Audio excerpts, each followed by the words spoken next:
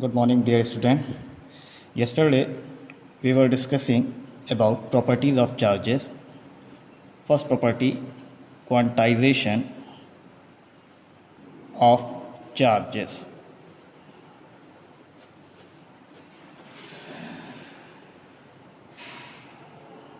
Charge always exists in integral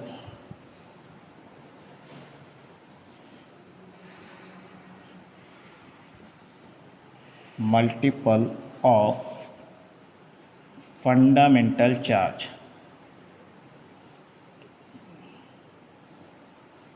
1e, 2e, 3e, and so on, ne. Similarly, minus 1e, 2e, minus 2e, minus 3e, and minus ne.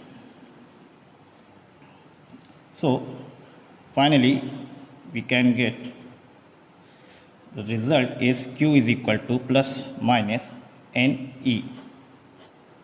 This is the formula of quantization of charge, and here q denote charge on body, n is number of integer, and small e is charge on electron. Charge on electron, value of charge on electron is 1.6 into 10 to the power minus 19 coulomb. Okay, now next property is conservation of charge. Conservation of charge. What is the meaning of conservation of charge? Charge can neither be created, charge can neither be created nor destroyed. It can only be transferred from one body to another body. You can also say that charge can be the total charge of an isolated system.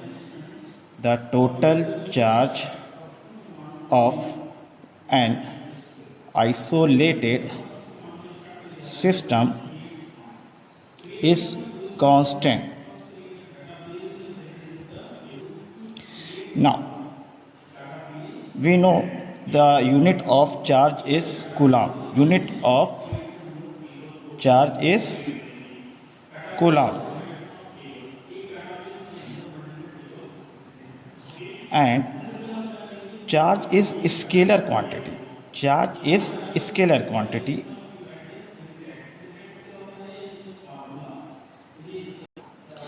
Now, the next topic is the difference between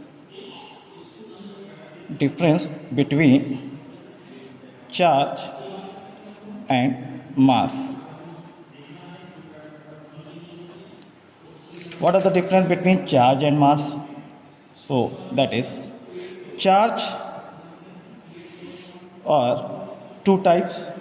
One is positive and other is negative. But mass always be positive. Okay. Next, charge is independent. Charge is independent of speed. But mass